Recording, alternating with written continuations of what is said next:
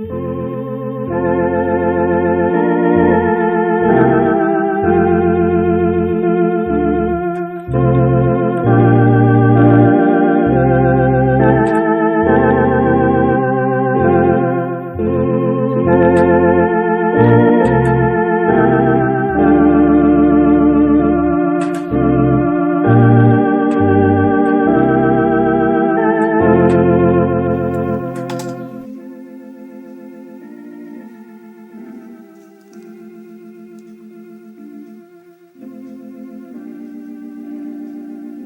profundidade das riquezas, tanto da sabedoria como da ciência de Deus.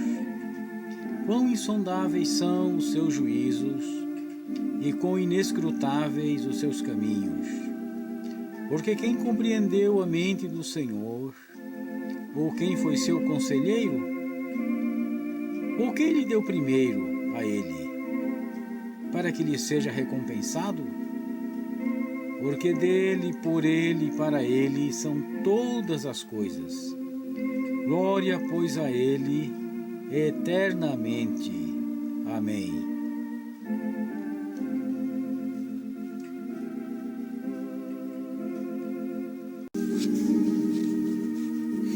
Eu quero cumprimentar os irmãos e amigos que nos acompanham no projeto Vox Dei de número 7. Vemos dia em que a marca principal dessa geração é a ingratidão. Tornou-se lugar comum ser ingrato. E quase ninguém se importa mais com isso. Pessoas que outrora estavam em uma situação precária foram ajudadas por alguém e conseguiram dar a volta por cima. E agora aqueles que as ajudaram estão em situação difícil. São esquecidas sem a menor consideração. Filhos que se tornam fortes e bem estabelecidos se esquecem dos pais que agora envelheceram, os quais durante anos cuidaram e protegeram os filhos com todas as suas forças, agora estão no ostracismo, pois já não servem mais para quase nada. Membros de igrejas que quando estavam fracos eram cuidados e orientados pela igreja, agora que estão fortes, a abandonam sem a menor cerimônia. Pastores que quando iniciaram se preocupavam com o povo e eram humildes e viviam na simplicidade, em comunhão com os irmãos pequenos e simples da igreja. Agora cresceram e se elitizaram, vivem atrás de grandes projetos e o povo fica à mercê das intempéries, sem o mínimo de atenção. E isto acontece em todas as áreas da sociedade. Por isso a palavra de Deus tem tanta importância nesses dias, como um parâmetro real de formação espiritual e de caráter. Pois ela nos orienta e nos exorta aos bons costumes, pois não é afetada pela corrupção humana, pelo contrário, é um sal para preservar contra a corrupção quando posta em prática. Hoje eu quero chamar a atenção para um país em particular, Portugal. Orar pela população que está envolvida com o materialismo, o egocentrismo, o vício do álcool e as drogas, e que costuma consultar feiticeiros e médiuns espíritas, astrologia, e é voltada para o esoterismo, para que muitos sejam libertos e também por líderes com discernimento que sejam capazes de desmascarar com eficácia estas falsas doutrinas e orientar o povo no verdadeiro caminho e na verdadeira doutrina evangélica. Também orar pelos missionários estrangeiros que não encontram em Portugal um lugar fácil para trabalhar. Orar por perseverança, adaptação cultural e frutificação, pois obreiros de qualidade são necessários em muitas áreas não alcançadas para o ministério de evangelismo, implantação de igrejas, treinamento bíblico e musical. Também por necessidade de uma visão unida, para que Deus dê sabedoria, unidade e fé, para o avanço conjunto dos evangélicos portugueses, porém uma unidade espiritual e bíblica, e não uma unidade à custa de valores espirituais e bíblicos. Vamos orar. Deus eterno, bendito e poderoso, graças te dou, Senhor, pela tua grande misericórdia, com que nos tem agraciado por todos estes dias, Senhor, por todas as bênçãos que nos tens concedido, pela vida, pela saúde, Senhor, pelos livramentos que nos tem dado certamente, ó grande Deus. Deus poderoso e bendito, engrandecido seja o teu nome para todo sempre, Senhor. Abençoa os teus servos, ó Deus, que ouvem este programa, Senhor. Derrama a tua graça sobre os seus corações, a tua misericórdia, Senhor. Também sobre os irmãos portugueses, ó Deus eterno, tem compaixão, Senhor, daquele povo. Salva, Senhor, muitos daquela nação, ó Deus eterno. Derrama um avivamento na tua igreja, Senhor. Uma visão espiritual nos líderes daquelas terras, ó Deus eterno. Tudo isso nós te pedimos em nome de Jesus Cristo, o qual vive e reina para todo sempre. Amém. Dando início a este período de louvor, vamos iniciar cantando o hino de número 44 do Inário Veredários.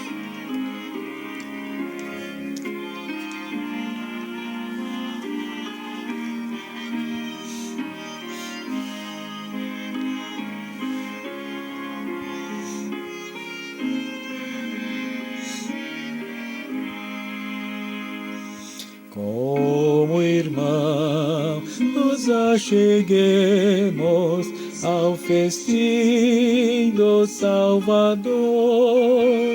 Esta é a Santa Ceia, memorial do eterno amor.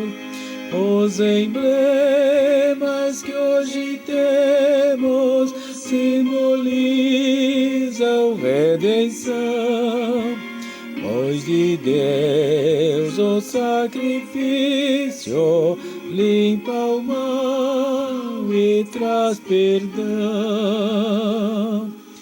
Nosso mal e vil pecado trouxe dor e perdição, mas de Deus o amor profundo nos livrou da escravidão.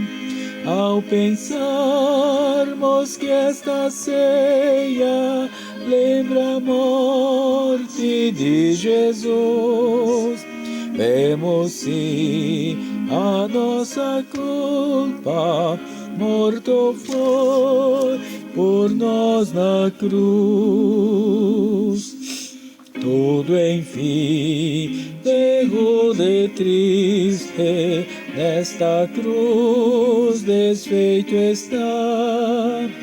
Para nós somente existe gozo em Deus que durará. Damos graças e louvores, homenagens ao Senhor.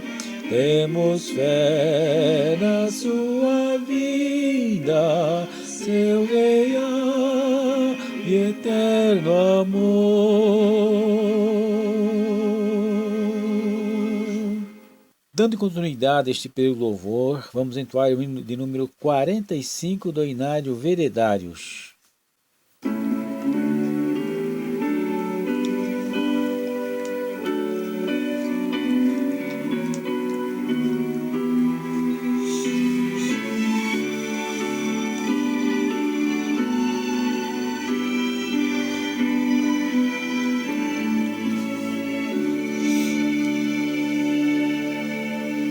Senhor, tu nos convidas a ceia celebrar. Deixa as nossas vidas e o teu favor gozar. Por nós provaste a morte e das o vinho e o pão, que são um simbolismo de fé na redenção. Do céu o pão partido, em dores e aflição, por Deus oferecido, nos trouxe a salvação. A taça de amargura tomaste tu, Jesus, mas cálice de doçura nos dás em vez da cruz. Senhor, teu sacrifício proveu libertação, nos trouxe vida nova, nos deu a redenção. Ao céu acesso temos por ti, Jesus, Senhor. Agora compreendemos o teu eterno amor.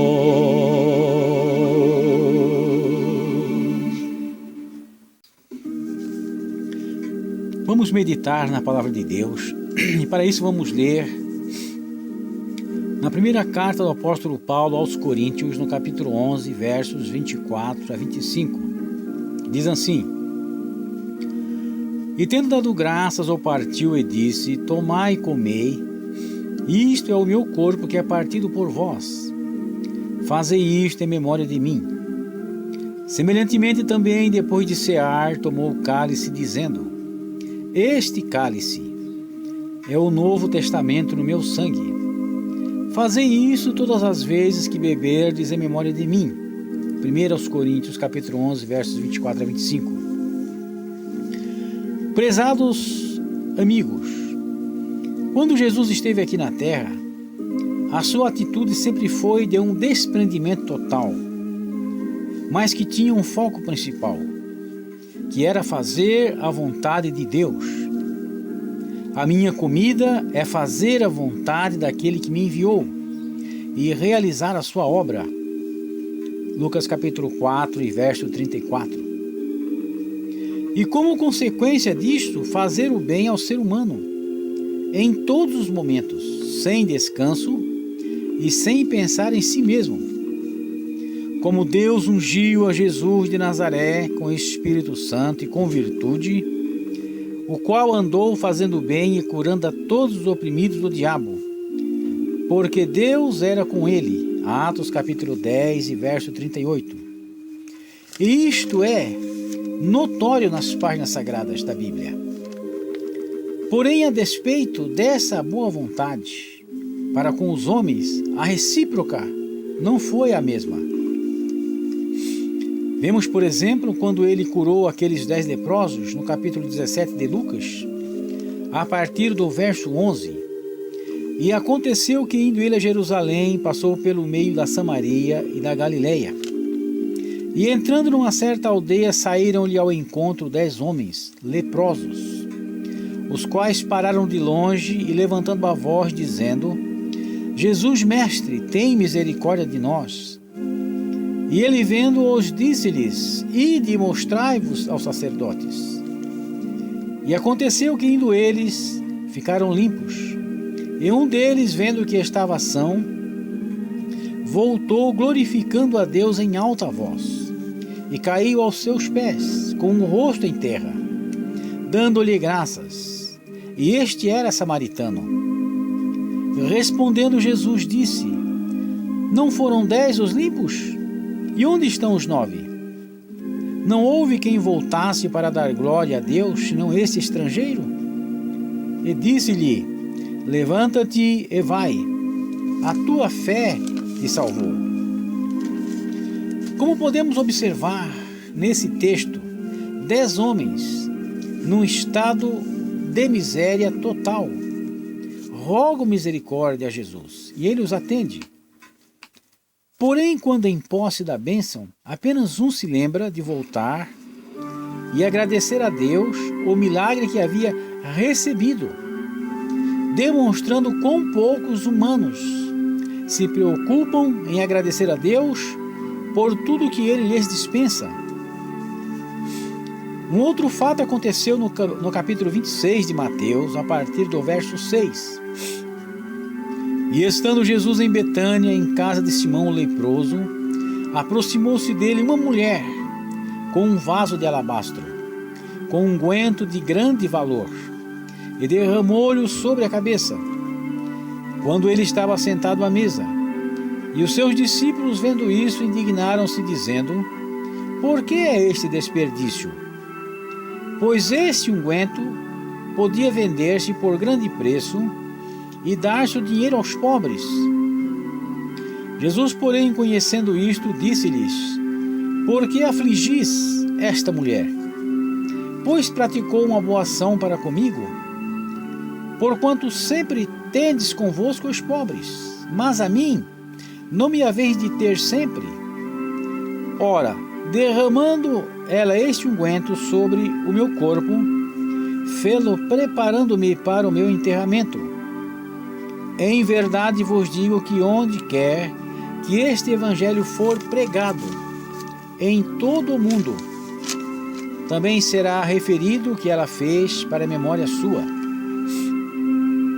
Então aqui nós vemos que um ato generoso e voluntário de um coração agradecido de uma mulher que o fez para o mestre foi alvo de críticas daqueles que ali estavam, que aparentemente se preocupavam com os pobres, mas não com aquele que se fez pobre para nos fazer ricos. Ora, essa má vontade em relação à pessoa de Jesus Cristo foi registrada para que nós procuremos nos aperfeiçoar, tendo sempre um coração agradecido. Porém, este fato continuou e continua a aflorar através dos tempos e tem continuidade nos dias atuais. Desde que eu comecei a fazer evangelismo com folhetos, eu tenho tido essa percepção nas ruas. Certa vez, quando fui entregar um folheto a um jovem bem vestido, e quando eu disse: meu jovem, Jesus te ama, ele me respondeu: muito obrigado, mas eu não amo ele. Outra vez, quando eu disse para uma senhora bem vestida na porta de um supermercado: minha senhora, Jesus te ama, ela começou a gritar com muita força: sai de perto de mim, some daqui, sai daqui. Outro dia, na frente de um barzinho, um homem estava em uma mesa na calçada com uma garrafa de cerveja bebendo. E eu me aproximei e lhe disse: boa tarde, Senhor, Jesus te ama e quer te salvar. Ele me olhou cheio de ódio e disse: sai de perto de mim, que eu sou do diabo, sai de perto de mim. E gritando e vociferando, ele ficou enquanto eu distribuía os folhetos para outras pessoas. Porém, dois casos que me impressionaram mais foi um em que eu estava em uma avenida muito movimentada e vinha vindo dois rapazinhos, um de mais ou menos 11 anos e outro menorzinho de mais ou menos 9 anos. E eu lhes perguntei: vocês sabem ler? E eles me disseram sim. Então eu lhes disse: leiam a mensagem de Deus para vocês. O maior pegou o folheto. O menor me disse: não quero, obrigado. E eu lhe perguntei: por que você não quer? E ele me respondeu de pronto: porque eu sou ateu. Vejam bem, se muito ele tinha 9 anos, e com toda essa má vontade para com Deus. Outro caso muito impressionante aconteceu há pouco tempo. Eu estava evangelizando em uma feira livre. Então, em uma banca que trabalhava uma senhora e duas moças que pareciam ser suas filhas. Quando eu cheguei, a senhora estava na frente da banca conversando com uma freguesa. Eu me aproximei e disse: bom dia, Jesus te ama, e lhe entreguei um folheto. Aquela senhora, até ali, tão amável, me olhou com um olhar de ódio, amassou o folheto raivosamente e jogou no chão. e isso gritando furiosa: "Você estragou meu dia!" Quando disse esse nome, e foi para dentro da banca gritando: "Estragaram o meu dia com este nome." Mesmo assim, eu dei folheto para as moças que estavam com ela, e elas aceitaram, e também para a freguesa com quem ela estava conversando. E ela também aceitou, ainda que bem espantada com o que havia ocorrido. E enquanto isso, aquela senhora continuava a protestar aos gritos: "Estragaram o meu dia, estragaram o meu dia." Estes são alguns dos casos em que essa má vontade dos homens em relação a Deus se manifesta quando confrontados com o nome de Jesus. Porém, o caso mais triste que eu tenho visto não são destas pessoas que não conhecem a Deus, mas daquelas que dentro das igrejas, e o pior de tudo, pessoas com posições de liderança, ou seja, com a função de orientar e instruir os demais a serem agradecidos a Deus e a falar das suas maravilhas, se comportam como se Cristo não houvesse ainda vindo, morrido e ressuscitado, pois vivem no tempo do Antigo Testamento. Nos cultos de quase todas as igrejas pentecostais, pelo menos das que eu tenho frequentado, quase não se prega sobre Jesus, a sua obra e as suas maravilhas. Falam de tudo: Abraão, Salomão, Davi, profetas, etc. Mas de Jesus e do Evangelho, um silêncio constrangedor. E o mais grave é que na leitura oficial da ceia do Senhor, ele diz taxativamente: "Fazei em memória de mim", no que é sistematicamente desobedecido.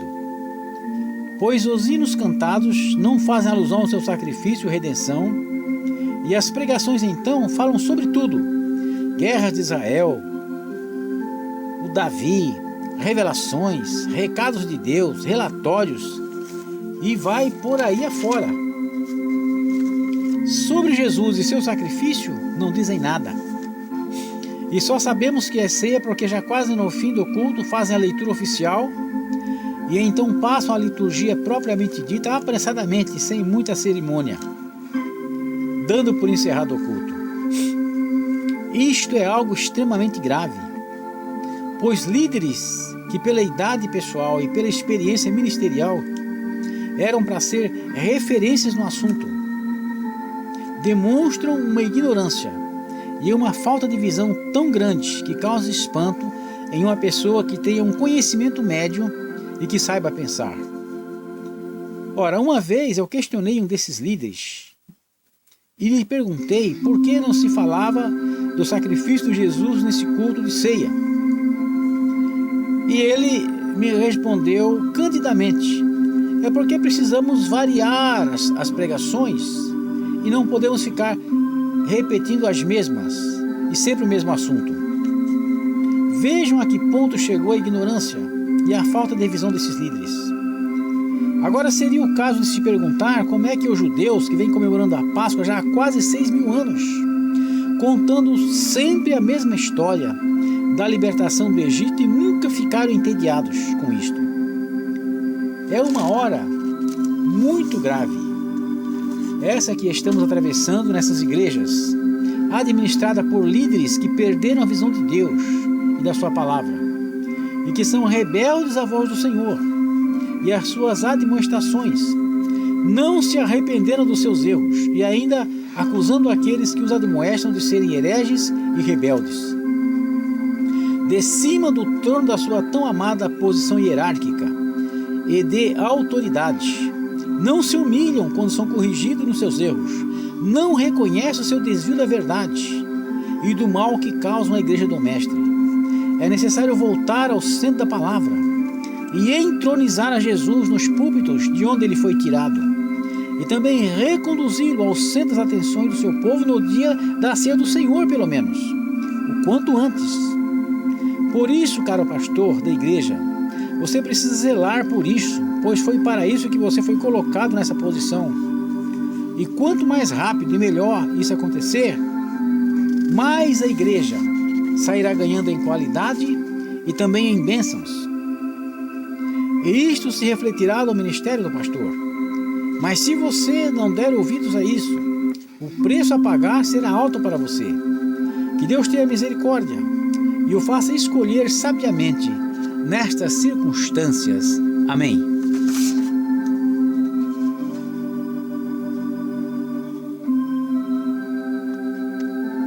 Encerrando esse período de louvor, nós vamos entoar o hino de número 41 do Inário Veredários.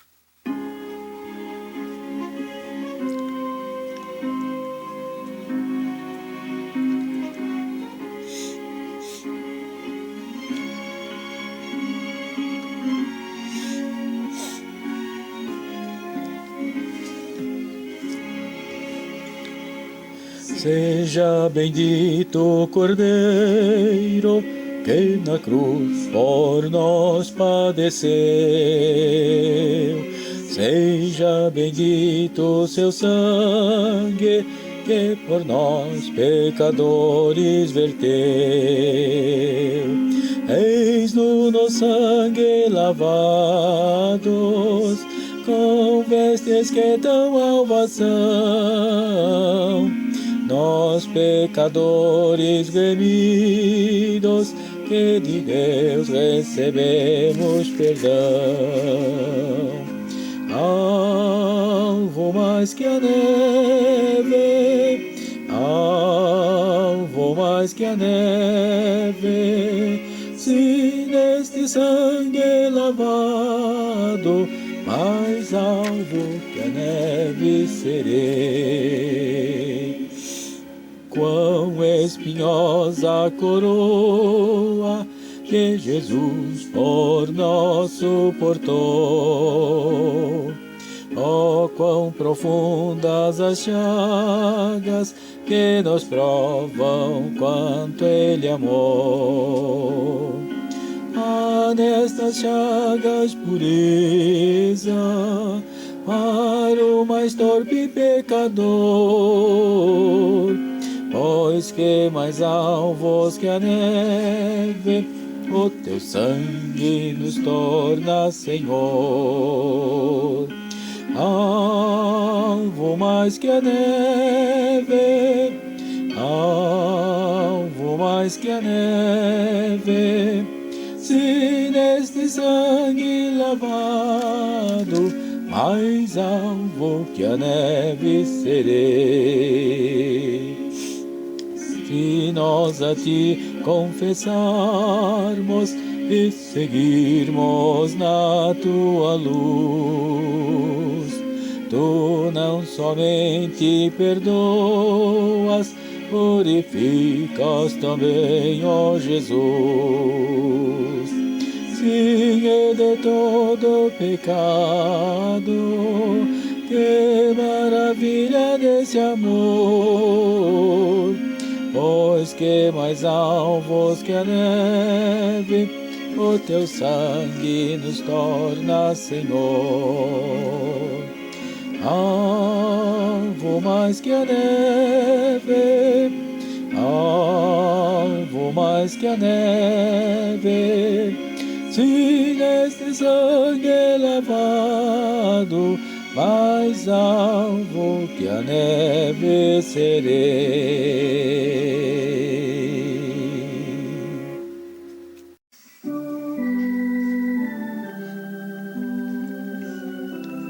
Despedindo-me, te digo: o Senhor te abençoe e te guarde.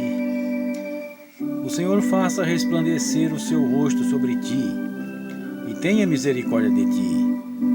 O Senhor sobre ti levante o seu rosto e te dê a paz. Amém.